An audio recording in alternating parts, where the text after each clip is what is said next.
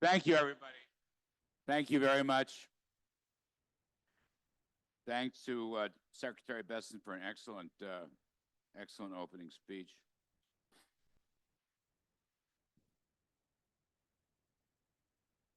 Secretary, let me begin. Of course, you mentioned tariffs in your speech, and almost everybody on Wall Street and financial markets are obsessed with tariffs.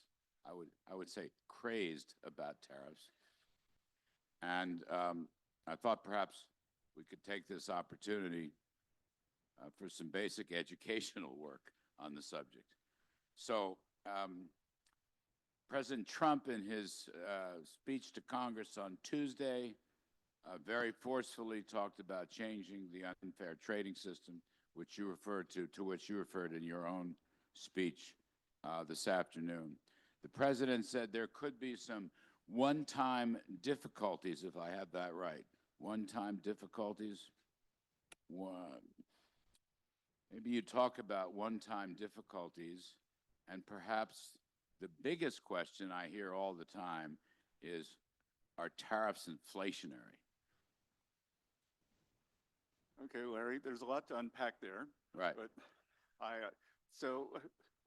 let's start with a couple of things that I would think over the coming months, we're going to have a couple of adjustments. One was one that I talked about as we deleverage the government sector, re-leverage the private sector, which we'll talk about later. And look, can tariffs be a one-time price adjustment? Yes. While I've agreed not to talk about prospective Fed policy going forward, I would hope that the failed team transitory could get back together and think that nothing is more transitory than tariff if it's a one-time price adjustment.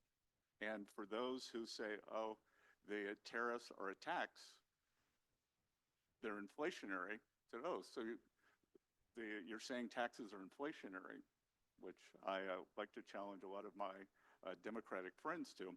So look, as I said, the economic program is a whole of government holistic program, and I think that we could get a one-time price adjustment, but we've also gotten, barring the moves yesterday and today in government bonds because of the European bond blowout, the Japanese bond blowout, we have 10-year interest rates are lower, mortgage rates are lower since President Trump, came into office, and as of last night, crude prices are down 15%. So across a continuum, I'm not worried about inflation. Yes, and I want just one follow-up on this. The president is a believer in reciprocity. And this goes back many years when I worked in the first term, reciprocity. So people are, as I say, so many people in the financial world are worried, inflation and tariffs and all the rest of it. But he has said also that if countries who have engaged in unfair trading practices reduce their tariffs or their non-tariff barriers, then we would all have a lower tariff rate. I mean, he said that for many years. People don't seem to understand it. I don't know if it's in the markets. I wanted to put it out there. It is possible over a period of time that tariff rates, both here and abroad, could come down. Is it not? Look, as President Trump has said many times, tariff is his favorite word. I would say that reciprocal is probably his second favorite word. And I think we have to be open to the idea, if you want to be a numbskull like Justin Trudeau and say, oh, we're going to do this, then tariffs are going to go up. But if you want to sit back, have a discussion with the Commerce Department, USTR, they all have my phone number too. I am happy to have a discussion with our foreign counterparts that says that here's what we think you were doing. And the tariffs are the actual easy part. Because we know India does this on US motorcycles. Germany does this or EU does this on American cars. That's a quantitative number. but also what are non-tariff barriers? Apple cannot sell the new iPhone 16 because of local content laws in Indonesia. Are you manipulating your currency? Are you suppressing the value of that? Are you unfairly subsidizing select industries, either via bank lending or suppressing labor markets? And then 5, something that's come to our attention recently, the EU is putting these gigantic fines on our U.S. tech companies, and that's a form of, that's a non-tariff barrier too. So we're going to look at that and then talk about what could happen on a reciprocal basis. It's going to be much of that will come out April 2nd, and we will then, it's going to be path dependent based on our trading partners, and there will be a discussion. When Prime Minister Keir Starmer and Team UK were in the White House on Thursday, we had a very good discussion about getting going on all of this and more. All right, thank you very much for that. I also wanted to circle back. You were mentioning bond rates. There's a terrific bond market rally going on. Actually, it's a very strong bond market rally, more or less since the president was inaugurated. I don't know what the 10-year is today. It was about 415, 412. Higher. Yes. How much?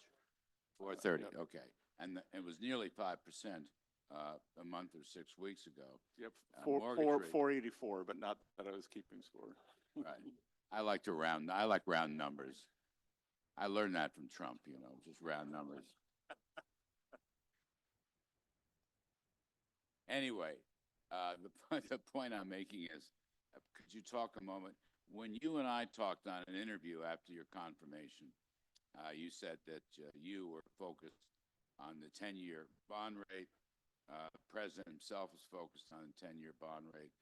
It has come way down. Mortgage rates have come way down. And on top of that, even while people are telling everyone their tariffs are inflationary and so forth, commodity prices are coming down, oil prices are coming down. I just wondered if you'd talk for a moment or two about the market situation where rates are falling. So the two things that I've talked about, that President Trump has talked about, you will notice that he has stopped calling for the Fed to cut rates, because the purpose of cutting rates is to cut rates. And when the Fed cut rates, they did I will criticize past action before I was confirmed.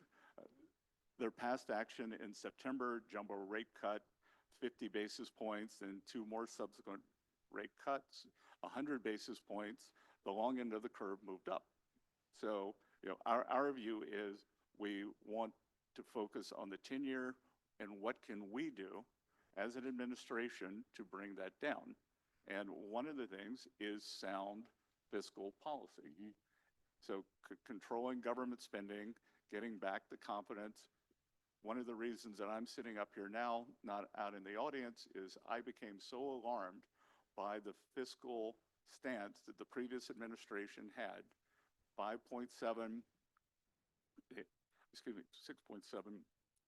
GDP spending.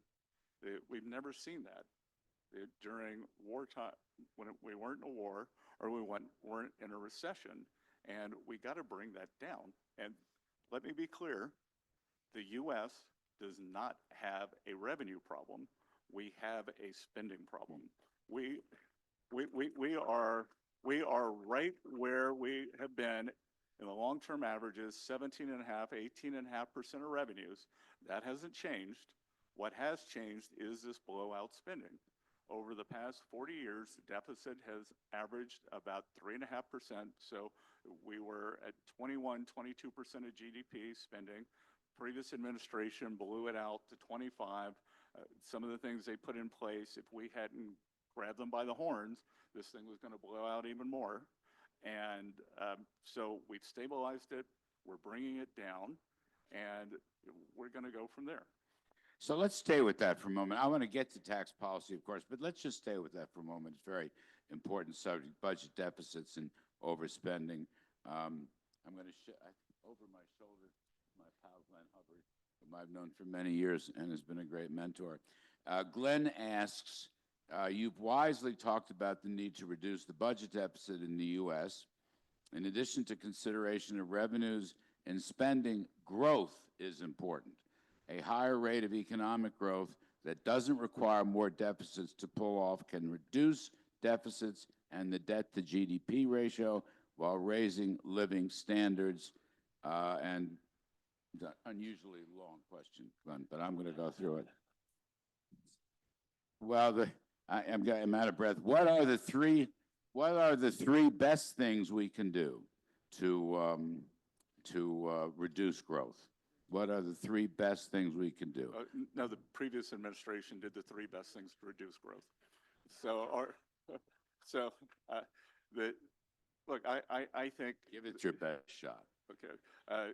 Well, Larry, you're one of the people who's drilled this into me. We got to pass the Tax Cuts and Jobs Act this year. The sooner the better. And the president has said he wants permanence in that. So, the permanence in that, part of that the president mentioned at the address to Congress on Tuesday night was making the full expensing of capital equipment retroactive to January 20th. Right. Another thing that we are considering, and I'll talk about it because the president's mentioned it, is perhaps having full expensing. We'll create a window, and perhaps having full expensing of factories within that window. So equipment and factories, not all structures, not airplane hangars, not used storage, but factories to create American jobs. So we think that could be very powerful. So that would be one. Cutting regulation. I think the real tax or the under-explained, under the noted tax on the American people has been these regulations. Steve Moore and his committee to Unleash Prosperity have some great statistics on that if you want to go to their website. But not only does it slow down the velocity in the economy, it's been a real burden on American business and American households. I talked a little about the financial regulations, but it's across every sector. And a lot of these, the previous administration threw a lot more of these on their way out the door. So a ambitious and effective deregulatory agenda. And then three, our proposals to bring down energy costs, increase energy security, and for U.S. energy dominance, because what we're seeing, a lot of the affordability crisis that we have is not only the direct result of increased gasoline prices, home heating prices, but energy, as you know, Larry, permeates everything in the economy, whether it's the transportation of food to grocery stores, any kind of travel, any products that are petroleum-based. So, I think that was a long answer, but getting the tax deal done, deregulating, and the energy dominance. Just to stay with it, elaborate. First of all, the president in the speech on Tuesday night called for 100% expensing, retroactive to January 20th, which I think is really quite extraordinary and would boost. We've had very poor fixed business investment spending for several years. So that would be retroactive. Retroactive. So any of you considering a project, you can do it now because we're going to get this bill passed. And if you've got it and it's ready to go, no reason to hesitate. And part of this, also the scenario for one big beautiful tax bill is the one big beautiful bill. I mean, that's what it is. The income tax rates would stay down. The small business deduction would be restored, if not more. We talked about the expensing. Corporate tax rate could come to 15%, made in America goods. 15% would put us at the very, very low end of the OECD. This would all, the tax-free tips, tax-free overtime, tax-free senior benefits, and it would be made permanent. It would be permanent, Scott. This is what he's president called for, and it could be scored on a current policy baseline, which means in effect we don't have to work. I mean, the issue here is to stop a $5 trillion tax hike. There's no evidence that this tax bill and tax proposal would actually reduce revenues. In fact, just the opposite happened in the 2017 bill. Look, I think that certainty, the closer we get to the tax bill expiring, the more what I would call an uncertainty tax goes up. So the sooner we can get this done, I lead something, Larry, I believe you were part of it, but it's called the Big Six. So it's myself, Kevin Hassett, the NEC director, Leader Thune, Chairman of the Senate Finance Committee, Senator Crapo, Speaker Johnson, and the Chairman of the House Finance Committee, Jason Smith. And the six of us are going at this every day to try to get it done as soon as possible so that there is no glitch in what's going on. Because the longer we wait, the bigger the chance that the unthinkable could happen and we could have this catastrophic tax increase. And I know that President Trump believes that one of the reasons that the 2018 midterms were unsuccessful was that it was an amazing tax bill you put together, but that it wasn't the focus in the first half of the year.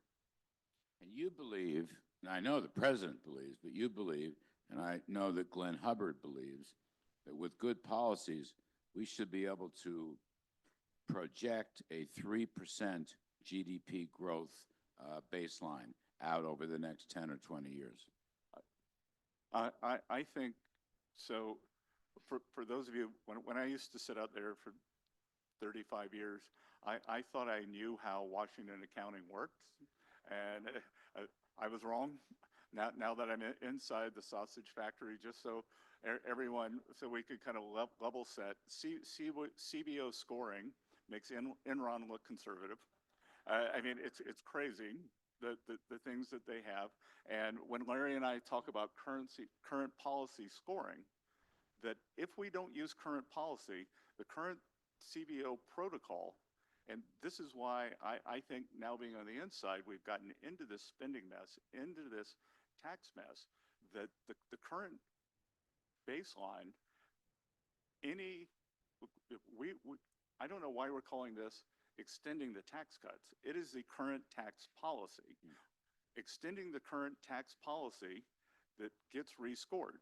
Extending current spending, the current spending that got put in does not get rescored. So guess which is easier to do? You keep the spending going, you have the tax policy, the tax levels you have to fight for depending on when they expire. So this is why permanence is so important. Yes, thank you for that. I think it's really, really important point. Insofar as the Big Six is concerned, what you're negotiating, you and Kevin Hassett and the House and Senate members, there will be a Trump budget and there will be a Trump tax plan that will be formally submitted, at some point in the near future. Yep, and Larry, as you said, so one thing we don't talk about a lot, and I think we're going to, is the tariff income. Right now we have substantial tariff income from China that President Biden left on. And if we have new tariff income, we won't be able to score that since it won't go through the legislative process. But I could tell you that could be very substantial. And if you think about when people say, oh, tariffs are a regressive tax, that, well, are they a regressive tax if you then use the income from tariffs to no tax on tips, no tax on Social Security, no tax on overtime, making auto loans tax deductible? Those four policies, which President Trump put forward during the campaign, all accrue to the bottom 50% of wage earners and working Americans. So could you have a tariff policy that is in finances income tax cuts and real income increases for the bottom 50%, I think that'd be pretty great. Mhm. Have you ever met William McKinley? Uh, the president sends me text messages on William McKinley. I know I've been around, but I just missed him. I don't know, perhaps you commune with him. I don't. He, Okay. I did, in anticipation of discussing with the president, I did read his biography. Yes. Very, Yes. very interesting. The Robert Mary biography is very good, very good. Okay. Other questions? I know we've mentioned tariffs, Mr. Secretary, but I want to do it again. We have questions from Mr. Glenn Hutchins. Okay. There are two theories of tariffs. The first is they are a negotiating tactic, which involves short-term pain for average Americans, but long-term gain. And then he goes on. The second is that they might be considered sound fundamental policy. What are your thoughts with respect to these two scenarios? Sure. So a couple of things. In terms of tariff policy, I think one thing that has become clear to me over the past decade, the past few years, and I set it out in an editorial that I wrote in The Economist, is Ricardian equivalence does not work if other countries have a very different economic and social policy. So China is exporting their policies to us. They decimated our manufacturing sector. There's a new paper out called The China Shock. And it said the community has recovered, the workers haven't. And so clearly the policy is not working for working Americans. So China, they exported their policies, and tariffs are one way to push back on this. So I do think it is good policy, and it is, I've said, and I say this because I know it's what President Trump believes. He believes three things. One, that it is a good source of revenues. Two, it protects our important industries and the employees. And three, he's added a third leg to the stool, and he uses it for negotiating. You know, we've talked about this a while back. The free trade theory of Ricardian equivalence is a very interesting theory, but there is no equivalence, as you just noted. I just wanted to highlight that the Chinese economic system and the Chinese political system is not equivalent to the United States. We are a free market democracy. They are an authoritarian socialist political entity. Yeah, it's like California versus Texas. Yeah. Okay. Well put. Okay. Very well put. And I think that's the problem when you look at the world trading system. It is unfair because not equivalent. Yes, foreign tariff rates are much higher than ours, but many of these countries are just not equivalent. We're not playing. It's not only a non-level playing field for tariffs, it's a non-level playing field for basic economies and basic polities. And you have to deal, that has to be changed. The World Trade System, World Trade Organization never took that into account. Well, it hasn't, Larry. And the only good thing that I could say about COVID was it was a beta test for what we could have if we had a large-scale economic disturbance or a hot war, and it showed us that optimal supply chains are not secure. And I think it has made us refocus on many of the aspects. When you see President Trump talking about the rare earths, strategic minerals, reshoring our medicines, reshoring the semiconductors, all of that is from the lessons we learned during COVID of not having reliable trading partners. And to your point, Larry, we can accumulate all of the strategic mineral deposits that we need, but China still processes 85% of the processing. And every time a plant every time a private sector company tries to stand up a processing facility outside of China, China drops their prices Right. and puts them out of business. Right. There are several in the United States that are just sitting idle because the Chinese saw what was happening and dropped it, and that's unacceptable. Yes. I just want to, another question for Mr. Glenn Hutchins. I want to be absolutely fair and balanced. He's asking, a principal component of the Trump campaign was that our deficits and debt are too high. Now, you've talked about that, but I want to give you just another round on it. Yes, I mean, I just talked about the spending is too high, and I think that, Larry, you and I have talked about it. I've seen Glenn Hubbard talk about it in EC&Y seminars, but if you can change the growth trajectory, then we can grow our way out of this debt.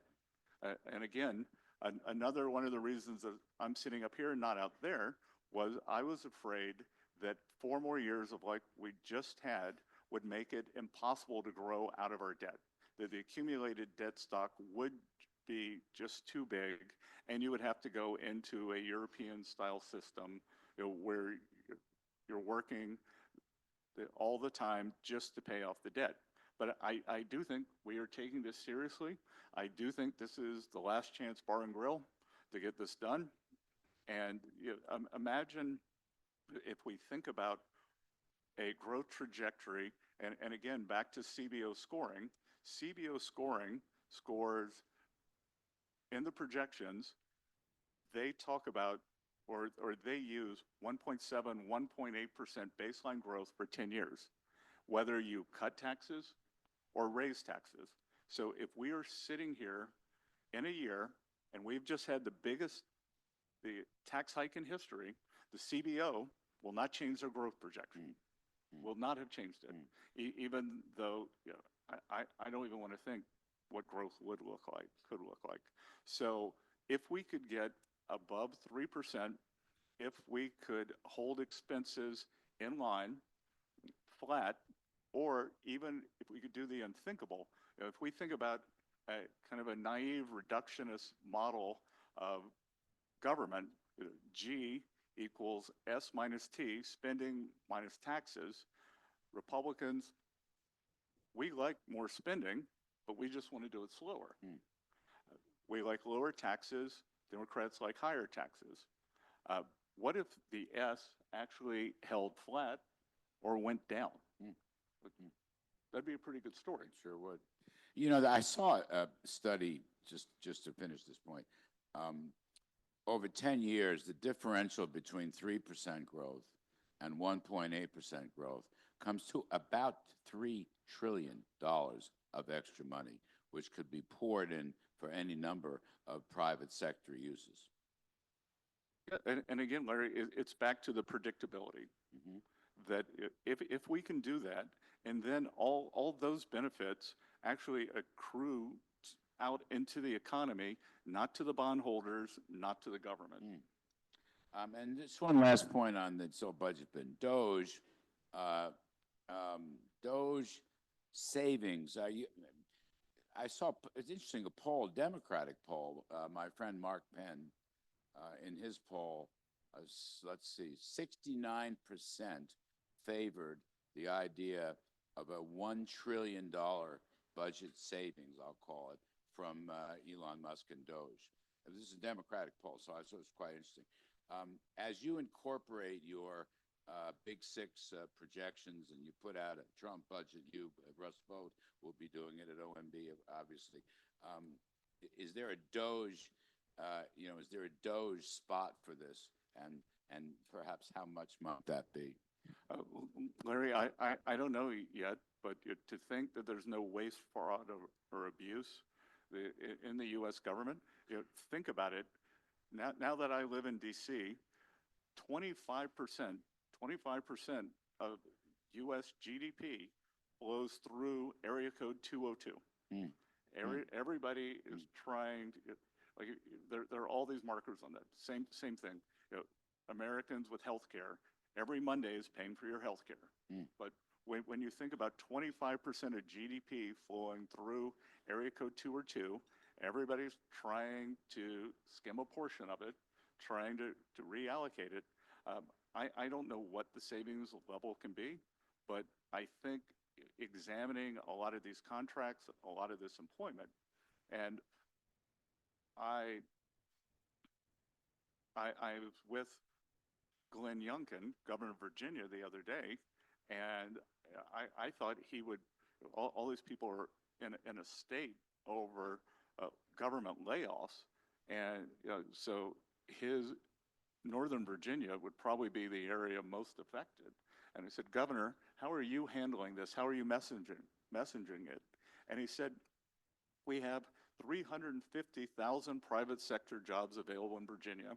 My office has a portal up, and anyone can go on the portal and come and join us in the private sector. I mean, that goes to your theory, which I think President Trump has adopted, but it was your note, your idea. You want it. This has been a government-driven economy. You want to make this a private sector-driven economy.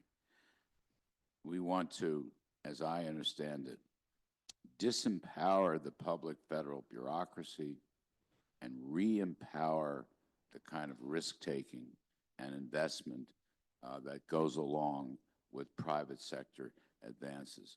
You'll see headlines, federal jobs are down, oh my God, but the fact is private jobs, the fact is the private sector should be vastly bigger than the public sector anyway, and you tax policies have a lot of incentives. So I want to end on your theory to re-privatize the economy, which I think is so important and should in fact be a global model for other countries.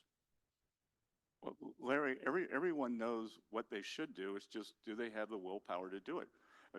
For any of you who haven't read it, Mario Draghi 2 weeks ago in the FT had a very good piece on a European competitiveness paper that he put together, and where he talks about that intra-Europe is actually tariffing themselves more than America ever could because of their high regulatory burden. And when I think that as we bring down this spending, and we're not going to do it all at once, I'm not in the habit of repeating private conversations, but I will tell you, first time I went in to see President Trump talk about getting involved with the campaign, he looked at me and said, Scott, how are we going to get this debt and deficit down without killing the economy? Mm-hmm. And I've been thinking nonstop about that for the past 15, 18 months now.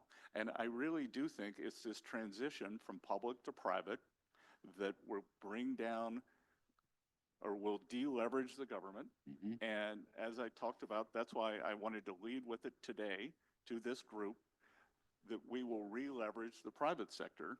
And part of the key to re-leveraging the private sector is cutting regulation, making the tax policy permanent, and getting our regulated banking system going again.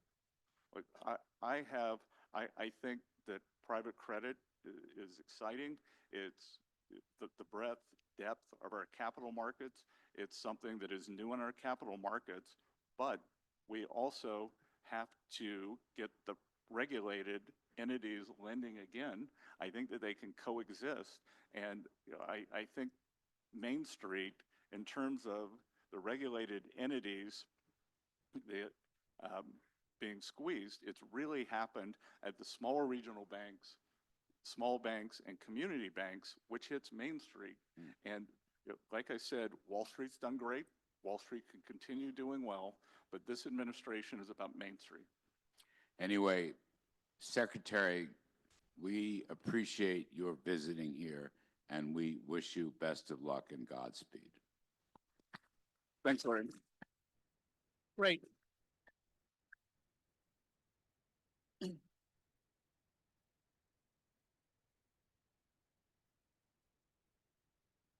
Thank you both very much. I think, Mr. Secretary, thank you for choosing the Economic Club as the venue for you to describe your ideas as they're developing.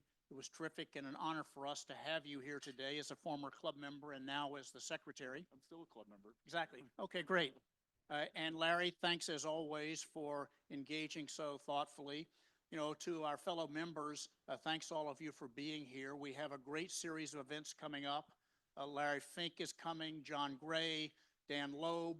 Also, for those of you who are online or are going to be in Florida, we're now trying to do events there. And tomorrow, Governor DeSantis will be addressing people in Florida on behalf of the Economic Club of New York. Let me also say thank you to the 400 centennial members of our club who provide extra support so we can put these types of events on, and we're very appreciative. Let me also say too that these events don't happen because we snap our fingers.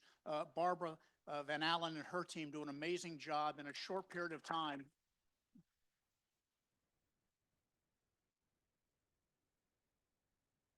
Of making these things happen. So everyone, those that are online, thank you for joining. Those in the room, please enjoy your lunch. And again, thank you, Mr. Secretary, for being here today.